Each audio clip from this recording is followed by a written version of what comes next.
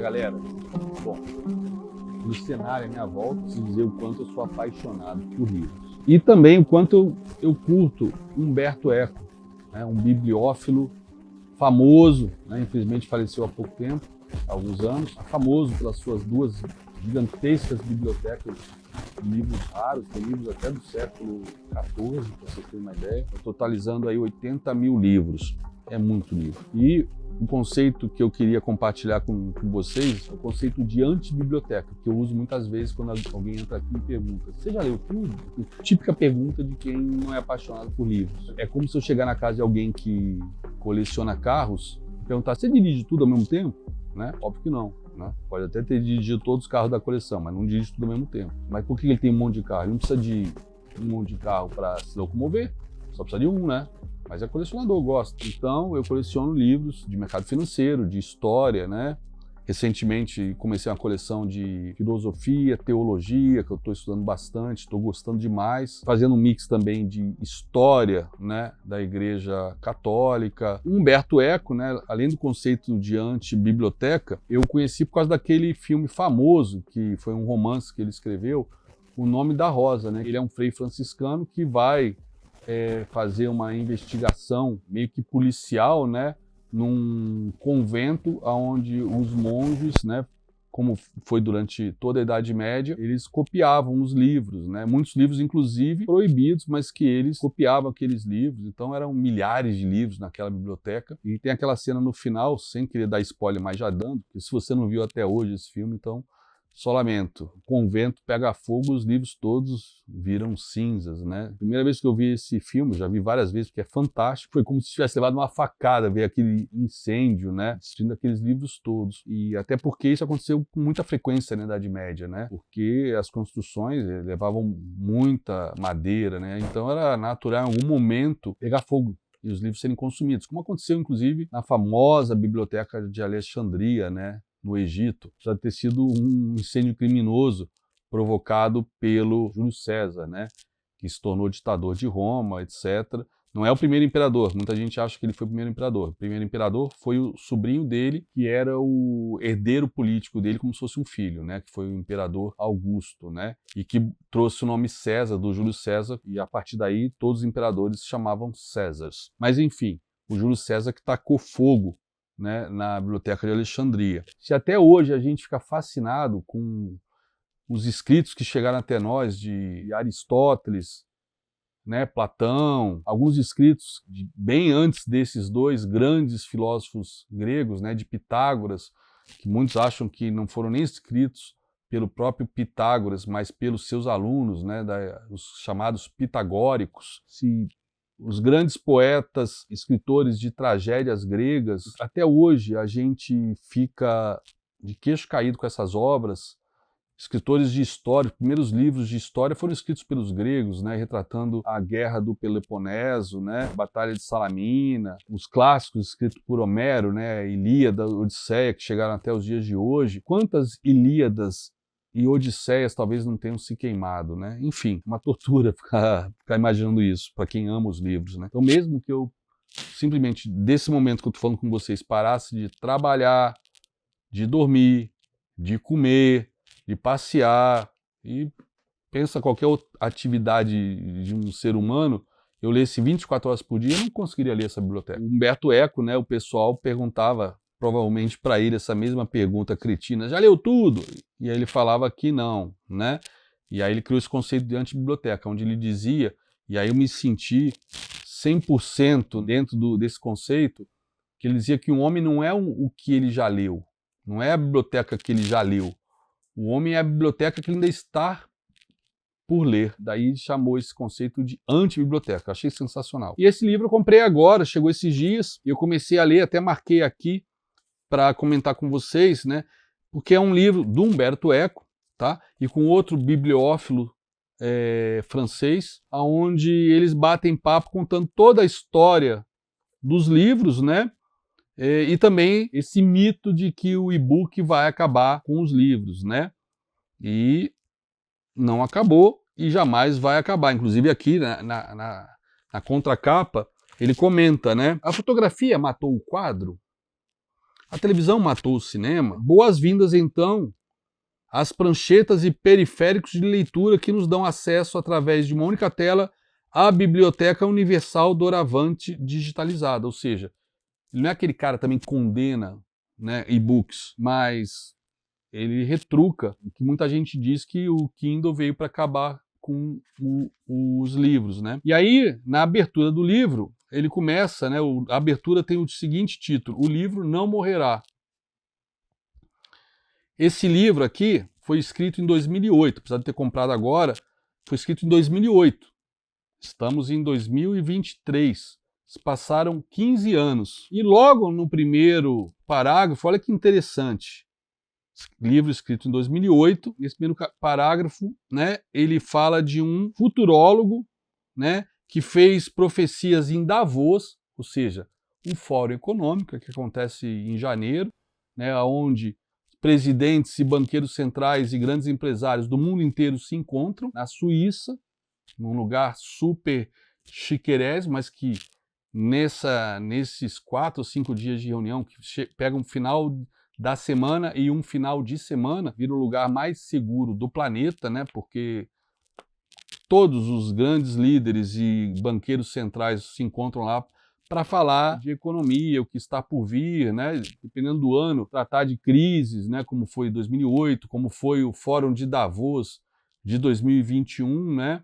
Onde tínhamos aí quase um ano de pandemia. Então aqui, no primeiro parágrafo, ele fala: na última cúpula de Davos, em 2008, ou seja, o livro foi escrito em 2008, a propósito dos fenômenos que irão abalar a humanidade nos próximos 15 anos, um futurólogo consultado propunha deter-se apenas nos 4 principais fenômenos, né, que lhe pareciam inexoráveis.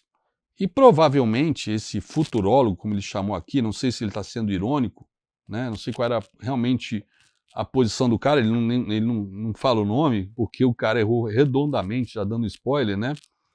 Mas para o cara estar em Davos, palestrando para banqueiros centrais, banqueiros, né, de bancos privados, para presidentes das maiores economias do planeta, não deve ser um bosta, né? Não deve ser um Zé Ruela aí, que influência de YouTube, né?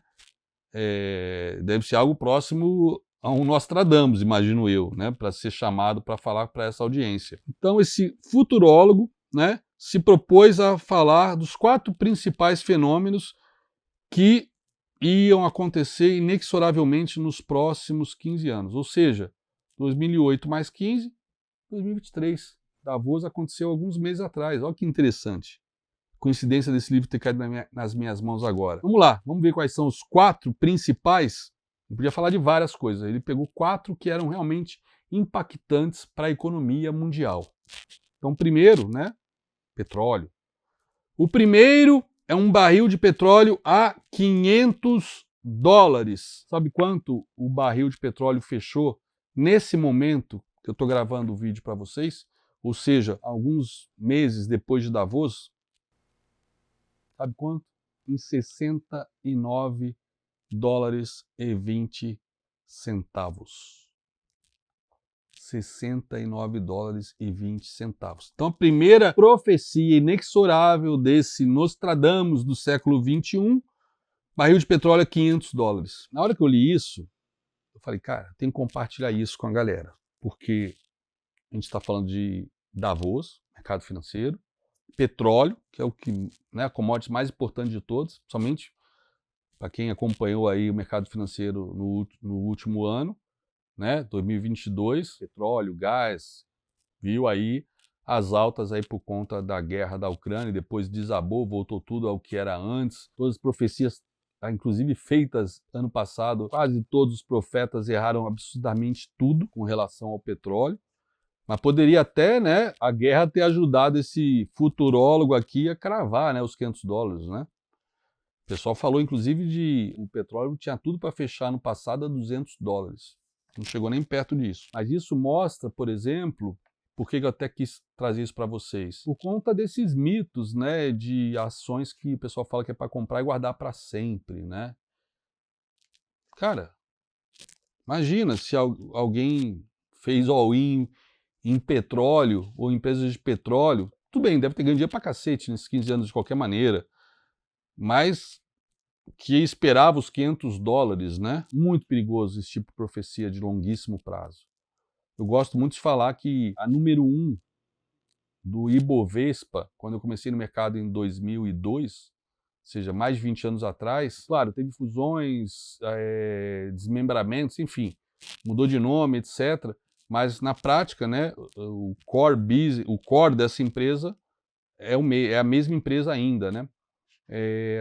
A empresa número 1 do Ibovespa há 20 anos era a Telemar, TNLP 4, número 1. Um peso maior que Petrobras e Vale nos dias de hoje. Hoje ela é o Oi BR3, penny stock. Em recuperação judicial, saiu de uma e entrou na outra na sequência. Decisões erradas de investimento, mudanças tecnológicas. Telemar era principalmente no Rio, a Oi é Rio, né? A Telemar, na verdade, era a região sudeste, se não me engano.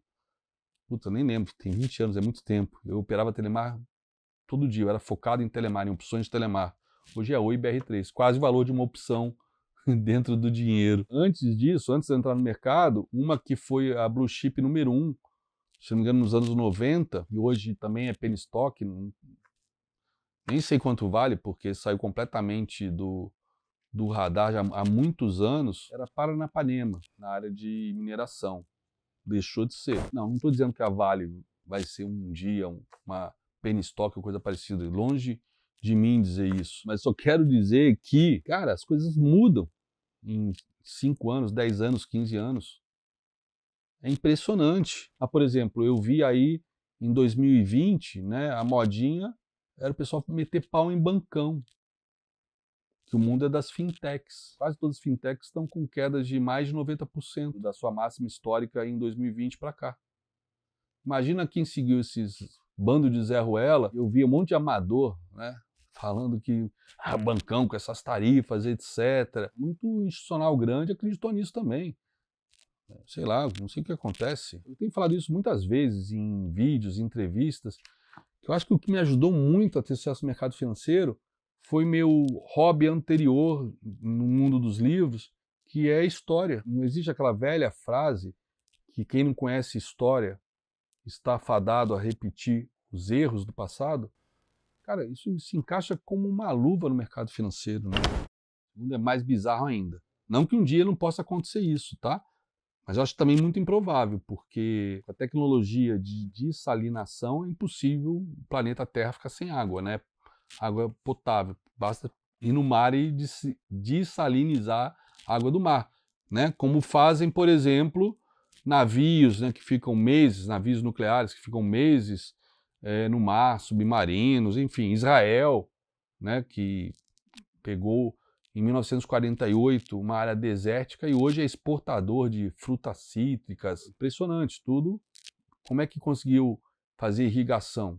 Dessalinizou a água tirada aí do Mediterrâneo, né?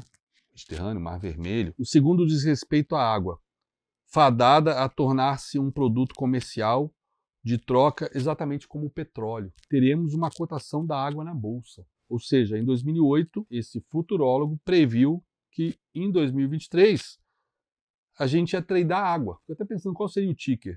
H2O3? Como é que seria a cotação dessa commodity? O ticker, né? Quanto será que seria o preço dela? Será que mais do que uma garrafa de água Perrier, comprada num supermercado chique? Tem a mínima puta ideia. Não aconteceu. Terceira previsão. Terceira previsão refere-se à África, que se tornará seguramente uma potência econômica nas próximas décadas, o que todos desejamos, com certeza. A China está investindo pesado na África nos últimos anos, para transformar a África mais ou menos no que Estados Unidos fez com a América Latina, né? Não temos nenhuma potência econômica na América Latina até hoje. O Brasil voo de galinha um atrás do outro, quando o dólar estava lá embaixo, né? Chegou a ser a sexta maior economia, mas não entrou no G7, né? Hoje a gente está em 10º lugar, se eu não me engano. Mas aqui ele não errou tanto porque ele falou nas próximas décadas. Bom, já passou uma década e meia e não aconteceu isso ainda. Se Deus quiser, vai acontecer. Espero que não demore tanto. E o quarto fenômeno, daí essa introdução, né? O livro Não Morrerá, na abertura desse livro, não contem com o fim do livro, esse é o título do livro, tá? O quarto fenômeno, segundo esse profeta profissional, ele não botou nem aspas, tá? Então acho que ele não tá zoando com o cara não, tá? Imagino eu. É o desaparecimento do livro. Bom, eu não vou fazer um unboxing com você, mas hoje mesmo chegou mais uns 5, 6 pacotes aí da Amazon de livros. E só agora esse ano, por conta aí desse minha nova paixão pela teologia e filosofia, só esse ano eu devo ter comprado aí, sei lá, entre 200 e 300. Não li todos, com certeza não vou ler todos, mas o tema que está me apaixonando, mas já li muitos, né, nesse ano já. Pelo menos acho que uns quase 20. Mas tudo que eu estou achando interessante, estou tomando a mercado, porque são livros que eu tenho interesse em ler. Vou ler um dia? Não sei. É o conceito da antibiblioteca. Mas com certeza já errou nessa profecia do desaparecimento do livro nos próximos 15 anos, ou seja, de 2008 a 2023. Inclusive aqui nesse livro, Humberto Eco o tempo todo se refere a e-readers, né? Leitores eletrônicos. E em nenhum momento ele cita o Kindle da Amazon. Não sei se já existiu o Kindle ou não, mas existia os e-readers, né? Que eram muito mais simples e precários do que o Kindle da Amazon, que é simplesmente sensacional pela praticidade, pelo tempo de duração da bateria, né? Pelos vários tipos de Kindles que existem, né? Para tudo que é tipo de gosto e bolso. Mas nem com Kindle muito superior aos e-readers que eles mencionam aqui nesse livro, nem o Kindle matou os livros. E não matará, jamais matará. Assim como a fotografia não matou o quadro, a televisão não matou o cinema. Aqui ele não cita, mas a televisão não matou o rádio, né? Que muita gente disse quando assistiu a televisão que o rádio morreria. O streaming, né? Não matou os direitos autorais. Quando começou a se piratear música através do Napster, né? E depois a minha banda de coração, que é o Metallica, mas eles têm esse lado sombrio aí na sua história, porque eles foram em cima do Napster, né? Como realmente eles foram para cima, apesar de saberem que isso ia provocar o ódio, inclusive dos seus próprios fãs, que deviam piratear CDs do Metallica pra caramba. O Metallica conseguiu matar o Napster, mas surgiram dezenas de outros softwares C2P para compartilhamento, para pirataria. Então todo mundo falava que a internet ia matar os direitos autorais, que os artistas iam ter que viver só dos shows, lê do engano. Temos aí o Spotify, que praticamente acredito que todos têm assinatura, e as suas versões dos competidores, né? YouTube Music, Apple Music, né? E tem outros aí menos famosos, mas Spotify aí com a maior fatia desse mercado de streaming. E o Netflix também continua aí, não matou os cinemas, não fechou os cinemas, as pessoas continuam indo no cinema. Home theater, sistemas de som. Eu lembro que meu último sistema de som que eu montei na minha outra casa era 5.1. Aí eu estava pesquisando agora para comprar um novo, já tem 11.1. Vocês acreditam nisso? Fui procurar 5.1, aí eu vi 7.1, daqui a pouco 9.1, 11.1, caceta, meu. Pô, mas ninguém deixou de ir ao cinema por causa disso, né? Uma tecnologia às vezes pode matar outra, mas matar ou diminuir bastante, porque matar sempre tem os apaixonados, né? Eu mesmo trouxe minha coleção de CDs, DVDs, Blu-rays que eu tinha na minha casa, trouxe para cá, para o interior agora, depois de 5 anos já morando aqui. Minha esposa falou, não, você vai levar isso? Quantas caixas são? Sei lá, deu umas 10 caixas dessas grandes de mudança. Eu falei, vou, porque um dia eu ainda sonho em me enfiar em algum lugar que não tem internet. Então vou precisar de CD e DVD para ver filme, né? Ouvir música. Porque eu não vou ter stream, né? Mas olha a ironia, né? O vinil que foi morto pelo CD, esse ano, inclusive, em 2023, saíram os números sobre 2022. Pela primeira vez na história, desde o surgimento do CD, né? O CD, eu lembro que eu fiz uma cagada fenomenal. Eu troquei todos os meus discos do Iron Maiden de vinil, aquelas capas maravilhosas, tudo que eu tinha comprado novinho, bem cuidado, com carinho, por um único CD. E desses que, inclusive, não é nem CD pica, né? CD original, é desses que o pessoal faz coletânea, né? Por um único CD da Janis Joplin. Vocês acreditam? Pelo preço que era o CD na época. O meu CD player eu paguei em 12 vezes. Foi tipo, na época, acho que $800. E, na verdade, um empréstimo com um amigo meu para comprar. Solteiro, às vezes gastava mais do que eu tinha.